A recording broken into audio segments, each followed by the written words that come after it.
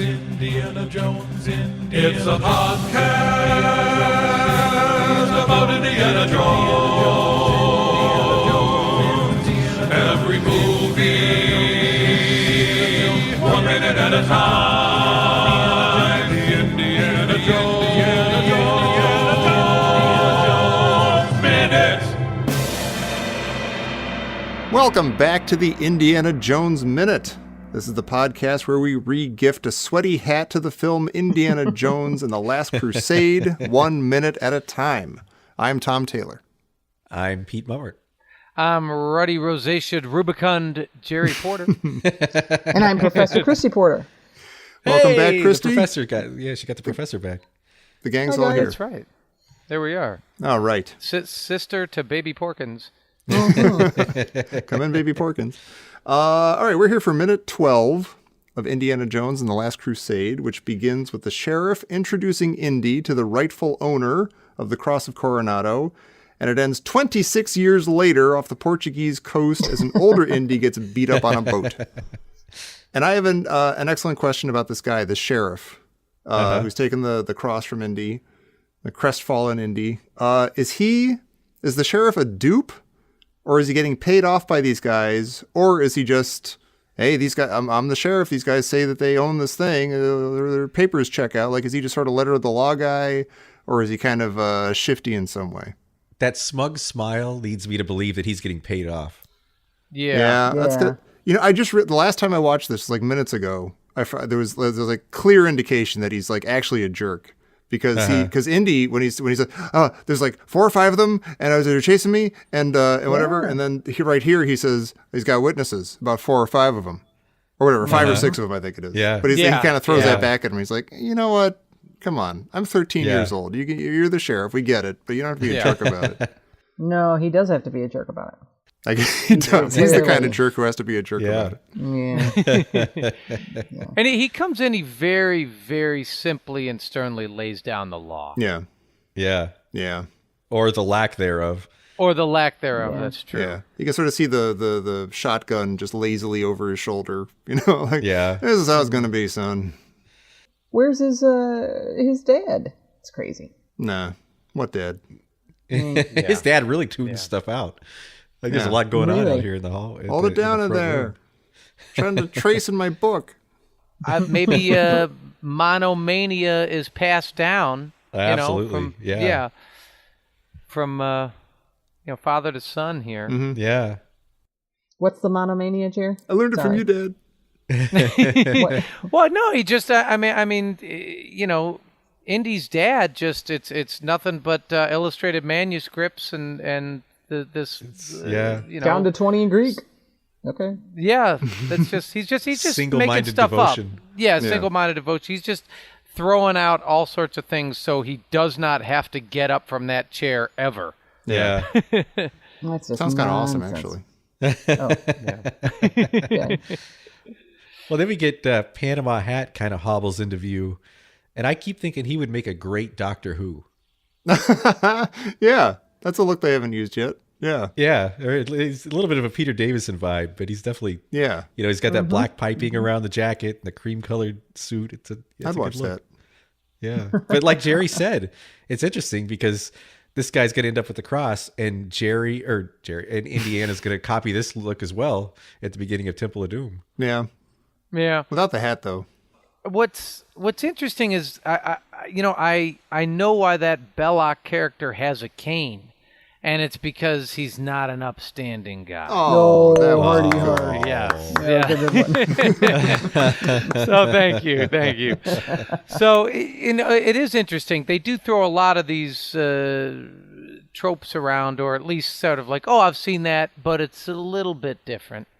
That guy strikes me as a Belloc character, and that even though he truly doesn't get his hands dirty at all, at least Belloc has to sweat a little bit. Yeah. This guy's actually more like who we meet later. He's a lot more like General Veers later on.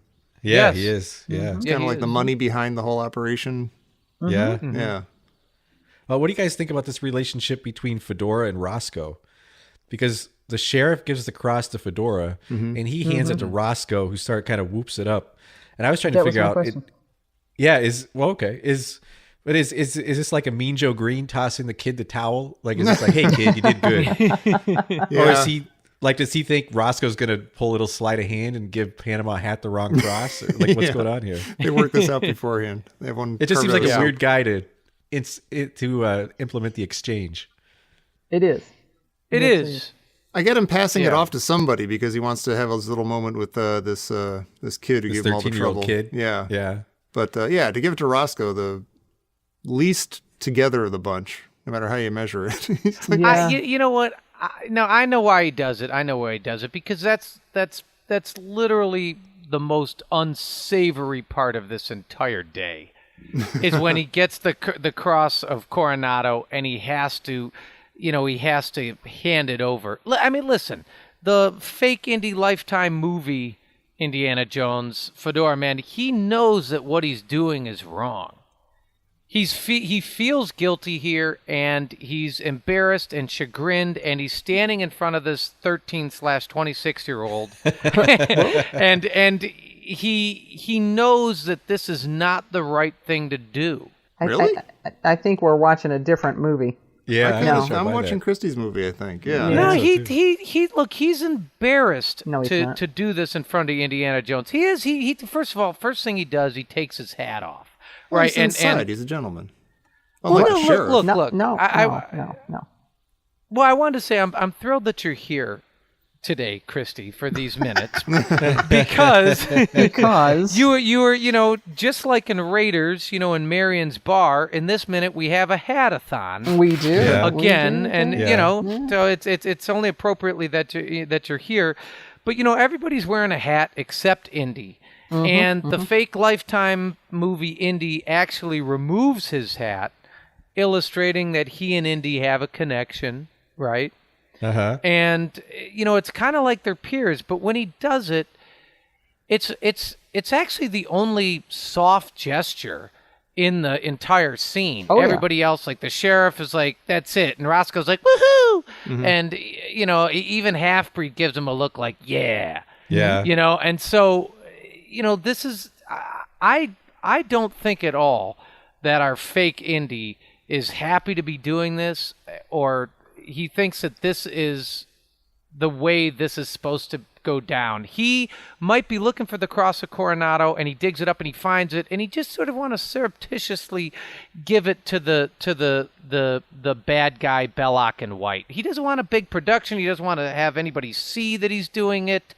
He just wants to do it kind of silently and then skulk away with his money. Well, does this mean that Fedora sticks around and is like a big brother to Indy for the next 5 or 6 years? No. None of those things.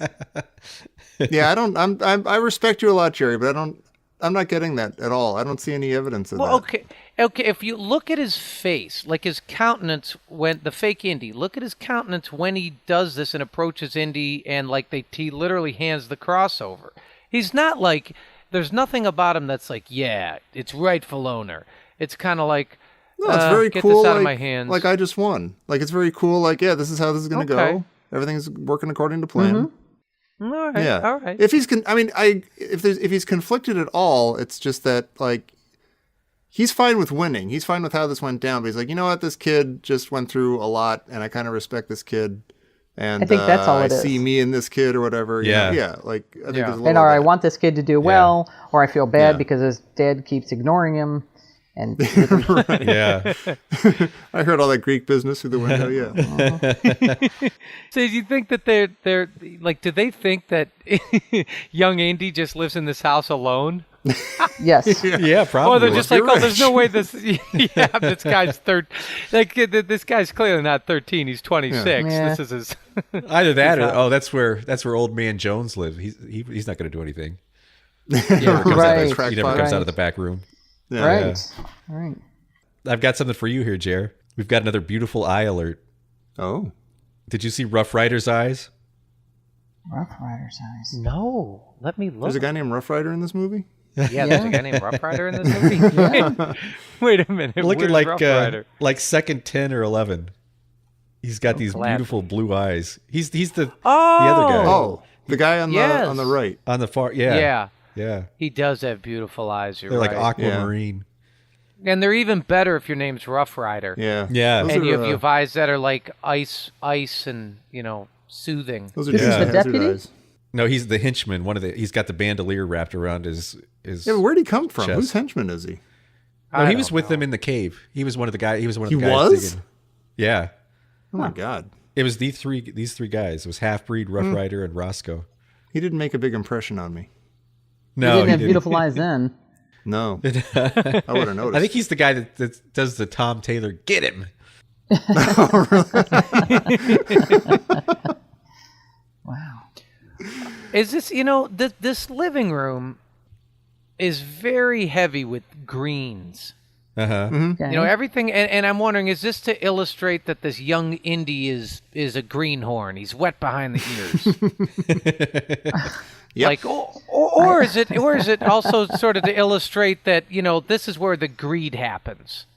Oh, this is where the money lust starts. Yeah, this is where the money lust starts, and this is he where they take the cross of Coronado right in front of Indy, and literally 2 seconds later, there's a envelope of money that's Way to Freud it up there, Jer. My word. Way to psychoanalyze it to death. All right. Yeah. And by the way, the sheriff has an enormous gold star pinned to his lapel, or to his vest. It's on his tie. It's on his tie. No, he's got a silver one on his tie, but then he's got a giant one lower down on his vest. Overcompensating? Isn't that like that's if any self-respecting sheriff should have some kind of star, right? At least two. And he's like, I'm a big time sheriff. That's because he's a man of perhaps smaller stature. He's making up for this. With that giant He's star. doubling down. No one's gonna miss that I'm the sheriff. And then he Yeah. tips his hat. He tips his hat to the guy. What is that about? He's a jerk. He says, He's a jerk. Yeah. He's a gentleman jerk. Gentleman jerk. is. Sheriff jerk. Yeah. Jerk a lot. Yeah. Speaking of jerky moves, we get this famous moment here. But what in the last 20 minutes or something has made this Fedora guy think that Indiana Jones would at all want his grubby, sweaty, gross hat? Like, I just beat you and you hate me. Wear You want this nothing hat. more than just kick me in the nuts right now. But here's my gross, sick hat. Yeah. Just like, is he being a jerk? Is he like, you don't have to like it and you're not going to like it because here's my gross hat on your head? That is weird, isn't it? That is totally That's why weird. I think he stays around and becomes a big brother. I think this is the beginning of the Big Brother program. I don't know. Like, you always see Wear this my as like a shoes. yeah, eat my lunch. It's like a Lando Han Solo situation. Whoa. Say. No, but it seems, I know it's like read as like and I always did too, read it as like a, like, hey kid, here's something for your trouble. You get something out of this. You get this disgusting hat and you'll turn into Indiana Jones later. But like, it almost does seem like it could be just like, hey, you didn't win because you suck. And here's this hat in your face. See ya. Wow. I got a whole box of these things back home. How many hats do you think this guy has given away? I mean, a whole lot of Every time he hats? beats somebody, he gives him a hat. Yeah. In Indy 5, he's going to fight like 5 different guys who have the same identical hat. His wife is like, Up did you against the lose Fedora another guy. hat? Did you give away another hat, for God's sake? well, do you think Indy wakes up the next morning and puts on that hat? Yeah, I don't know. I think he goes right into the other room and like kind of prances around in front of the mirror with it on. Oh. He's like, I'm Fedora. I have the cross of Coronado. Oh, wait, I don't. I just got paid handsomely. I'd like to think that he like sets fire to it immediately, and then like much later in life, he's like, "Yeah, Fedora, that actually looked kind of good." And he spies another They're kind one. of timeless. Well, I had a question here about this. So do all these archaeology grave robbing types, did they sort of evolve morally from generation to generation? Because I think this guy, the fake Indy Fedora guy, is like, okay, he's robbing the grave, and he does the thing where he sells the cross of Coronado. And so he's, sort of morally corrupt or bankrupt, right? And he starts there. But then, in Raiders, we have Indy, he's robbing the grave, but it's okay. He's going to put it in a museum. So it's like a couple of clicks up. You know what I mean? And so they sort of evolve morally. And then maybe the next generation, when Indy passes his hat to the guy the young buck that he beats. Well, actually, that's the point. He doesn't lose his hat. Ever. Right. I'm wondering, is like, are they supposed to improve morally, from generation to generation to generation? Yeah, could happen. Or is that why Indy, when they have that touching scene in Temple of Doom, he hands Short Round's hat back. He doesn't give him the fedora. He's like, I want you to stand the straight and narrow, kid. Right. Yep. Or it's just like, you know what? be. You'll never be me. Stick with this hat. Yeah. The head of a Take the kid. Giants hat back. I'm not even going to take you back to the United States, kid. You lost today. You don't have to like it. Yeah. Yeah. Period. I don't The know why end. you would like Put it hat because it's back. horrible to lose. Yeah. You lost this lifetime. You don't have to like it. That's all I got to say. Oop. Boy, there is an awful lot of stuff going on with hats. I'll tell you.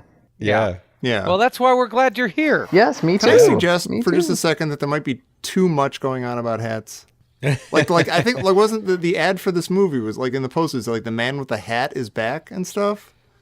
Like that was one of the Really? taglines, and I was like, Isn't that you know what? I Curious get that George? Indiana Jones wears a hat. No, pretty sure that's Curious George. The man with the yellow hat. The man with man the with the yellow yellow hat hat is is back. That's right.